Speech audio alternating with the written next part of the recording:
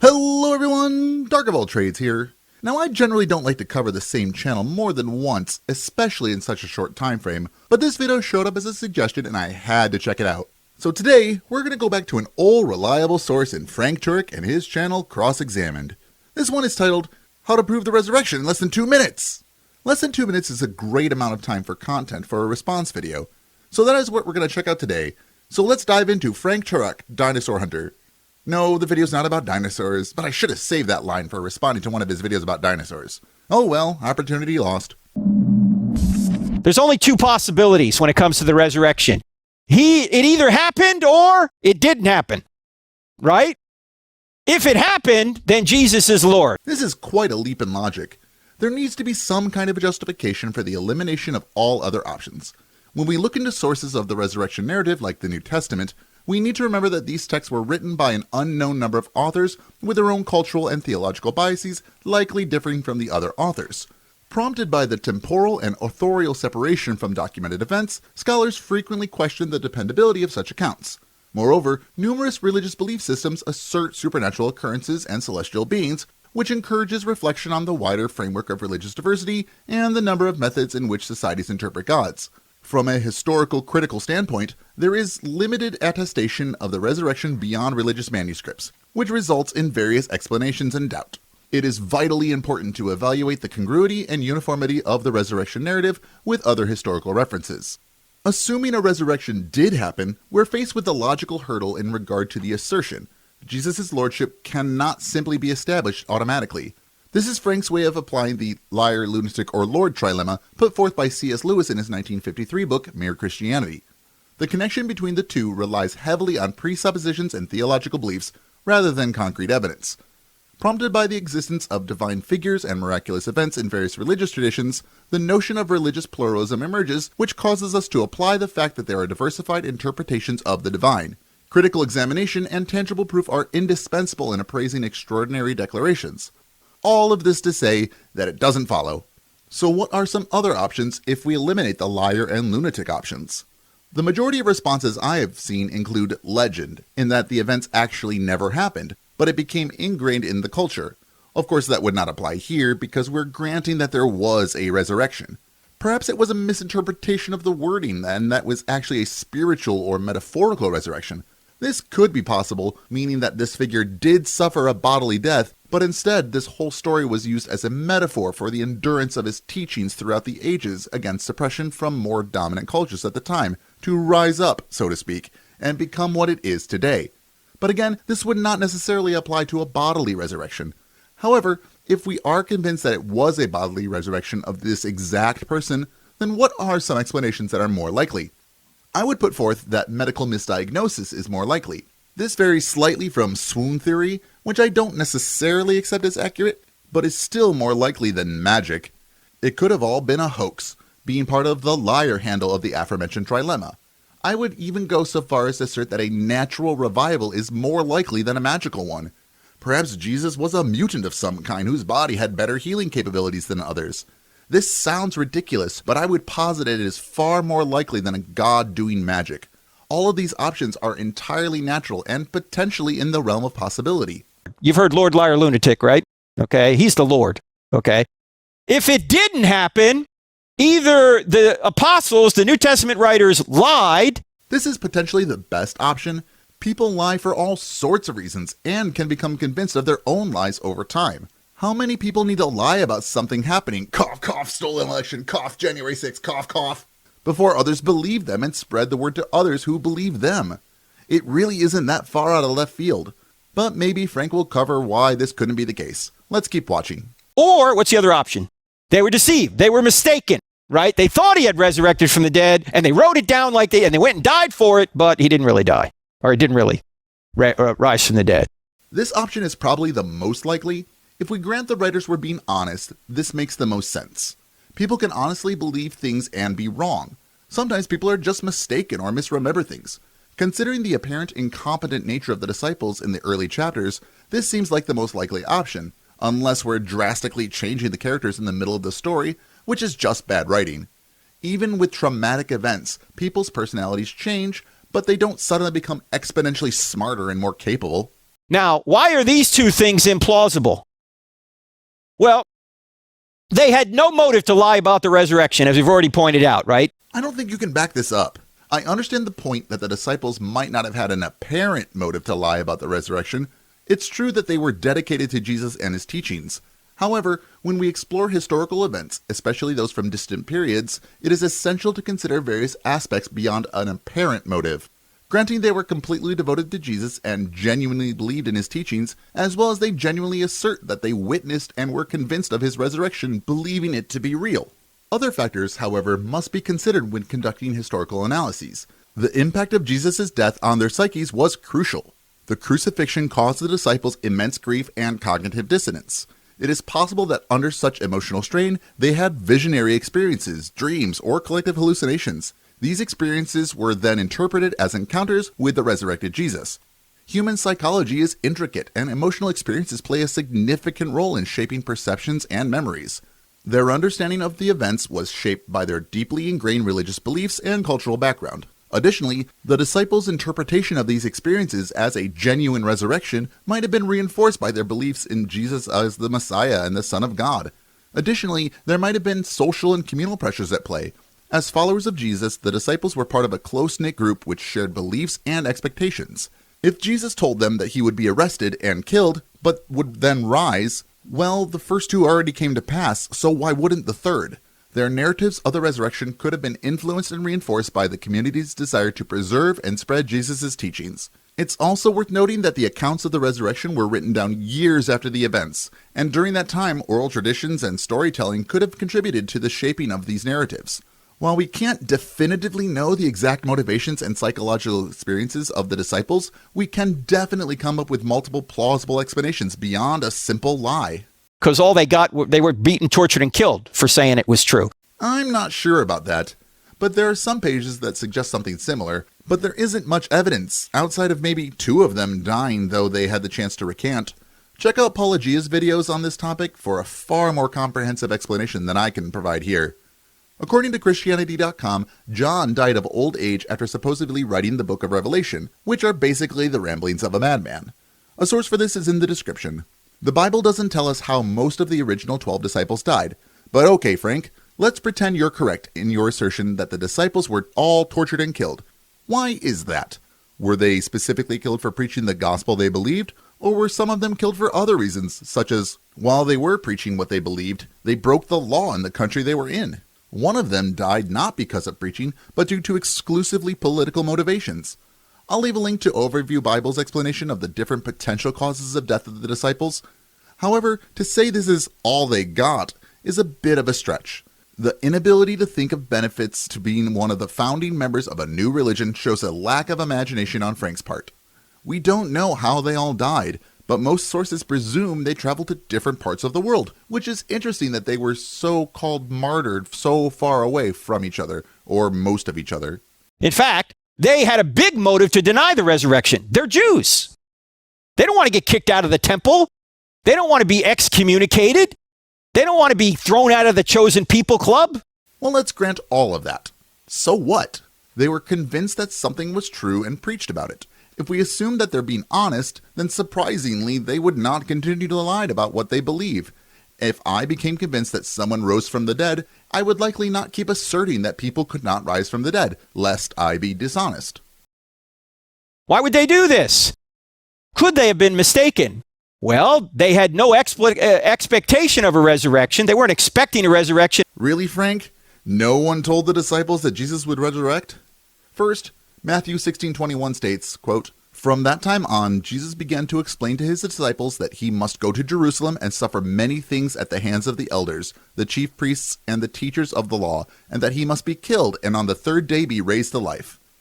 Mark 9:30-31 says, quote, "Jesus did not want anyone to know where they were because he was teaching his disciples. He said to them, 'The Son of Man is going to be delivered into the hands of men. They will kill him, and after 3 days he will rise.'" End quote. Matthew 27:63 says, quote, "Sir," they said, "we remember that while he was still alive, that deceiver said, 'After 3 days I will rise again.'" End quote. 3 passages where the resurrection was shown to be known by the disciples and the people who were responsible for his burial. So Frank is either monumentally ignorant or lying here. Make your guesses in the comments. And then maybe saw him and assumed he had risen from the dead when he really hadn't. This touches on another idea that has potential and is considerably more likely than an actual resurrection. Perhaps Jesus had a brother that looked very similar and the disciples saw him and in their grief mistook him for Jesus. Isn't denial one of the stages of grief along with bargaining?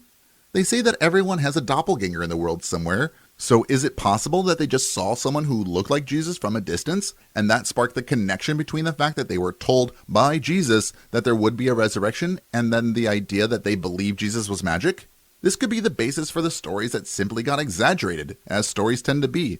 All of these are natural explanations that are far more likely than a supernatural event.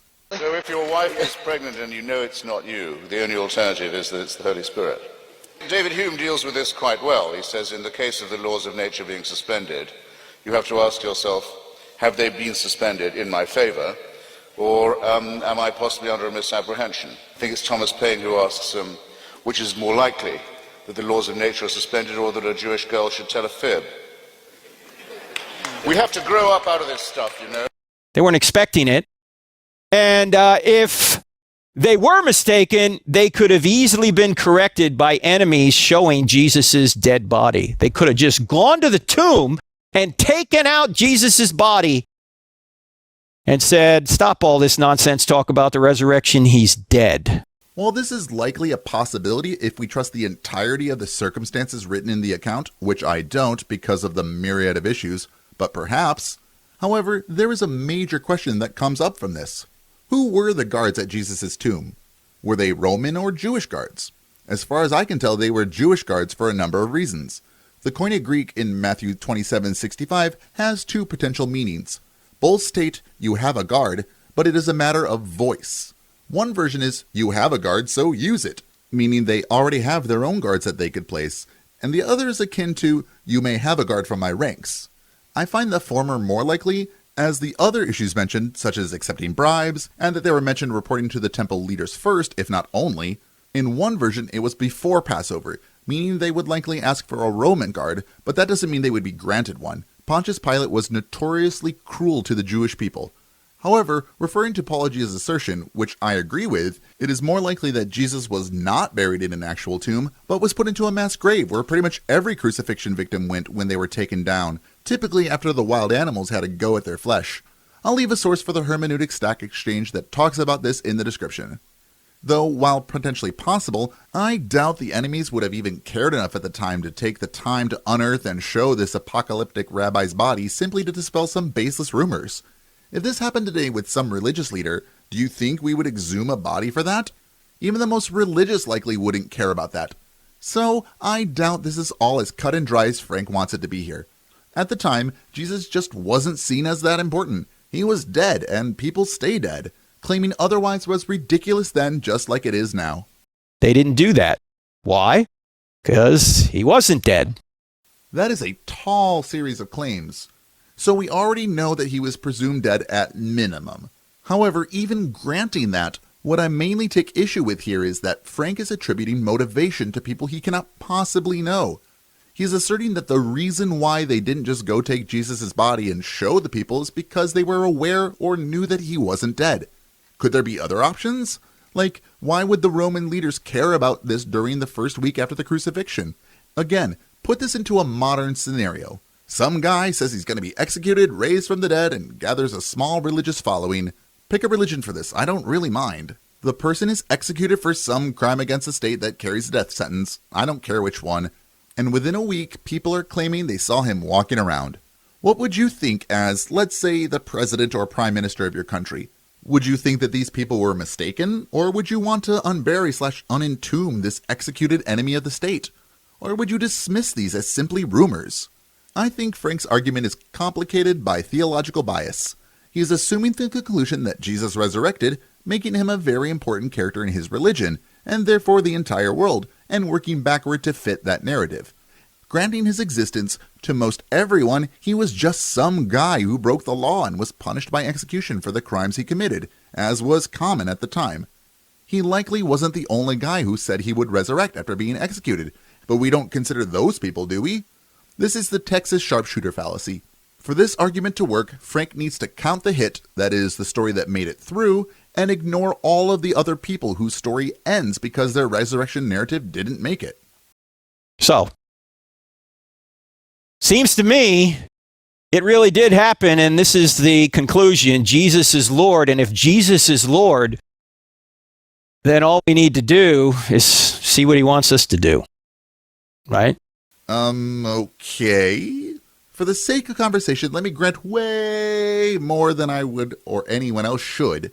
Jesus existed, was executed, definitely dead for a day and a half, and then is seen walking around and talking to people. He rose from the dead. As I stated, this doesn't tell you anything about why or how he rose from the dead. Could he have been risen from the dead thanks to Loki playing a trick on everyone? How about Satan intentionally wanting to deceive people to get them to believe something absurd and away from what God actually wants? If Jesus sacrificed himself but doesn't stay dead, then doesn't that make it not much of a sacrifice? He would have just had a really bad weekend. How many of you would allow yourself to be tortured for a day and then put into a tomb unconscious for a day and a half if you knew you would be healed completely and then be able to do whatever you wanted for as long as you wanted afterward? Let me know in the comments. But continuing with this, why should we care about what Jesus wants us to do? Is he just some dictator that will punish us for not doing what he wants without justification? If your God exists and is truly loving unconditionally, then by definition, there are no conditions. It doesn't matter what I do, he will love me anyway. When I die, I will either go to hell, in which case I will be tortured, which is not something someone who loves me would allow to happen, or I'll be in heaven, which arguably sounds worse. Or, as some think, I will be annihilated, which is my preferred option. At the end of the day, unless I'm given a reason why I should care about what some guy wants, I simply don't care. I don't care what Jesus wants me to do any more than I care about what Vishnu wants me to do, or even what Frank Turek wants me to do. I care about what I think will be best for me and the planet and the people I share it with. I can already justify why, and anything else besides that needs its own justification. That's it for his video. So what was actually said in this 2-minute video? If Jesus resurrected, he is Lord. The disciples had no motive to lie about the resurrection. There were no benefits, only drawbacks for the disciples to leave their old religion if the resurrection didn't happen. The disciples could not have been mistaken because they had no reason to expect a resurrection. Their enemies could have just shown Jesus' body, but didn't because they knew they couldn't do that. We should find out what Jesus wants us to do. That's it for this one. What did you think? Do you think that Frank Turek made a sound argument here, eliminating all potential explanations? Or do you think that he may have been mistaken and actually has no reason to expect a resurrection has or could happen? Let me know in the comments below. I want to give people the benefit of the doubt, but like every other apologist I find, Frank starts with his conclusion, assuming it is true, and then tries to formulate an argument to justify his foregone conclusion. He attributes motive where he cannot possibly know it. He ignores options that run counter to his conclusion, no matter how likely they are. He ignores fundamental laws of nature. The resurrection narrative is all one big appeal to magic. My question for Frank here is, how did your God raise Jesus from the dead? Not that he could because he's powerful, but through what mechanism or means did he do it? I'm not looking for other examples of when God did these wondrous things. I specifically want to know the process, means, mechanism, etc. that God used to do what you say he did. If you don't have a mechanism, all you have is magic. If that is the case, if you get to appeal to magic, then so do I. The resurrection never happened because a magical wizard simply planted false memories into a few people's heads. He disguised himself as this character now known as Jesus and did magic shows, again, planting fake memories into people's heads so he could get fortune, fame, and power. My explanation makes far more sense than yours no matter which way you slice it. Apply Occam's razor. People exist and can manipulate other people's minds, especially the less educated, like, say, fishermen from the 1st century. So, even without magic, my scenario is possible, while yours requires magic. If my channel exists, then people should find out what I want. What I want is for people to hit the like button. If you want to be witness to my channel, since you have no reason to lie about it, hit that subscribe button if you haven't already and share the good word. Extra special thanks to my patrons, Long-Haired Lefty and Jammin' Bomb, as well as a bonus thanks to the super thanks from Tigger62. Your support means the absolute world to me. If you'd like to raise up my world, you can follow in their footsteps by going to patreon.com/DarkOfAllTrades, or hit super thanks on the YouTubes. All hail the mighty algorithm. And as always, keep learning.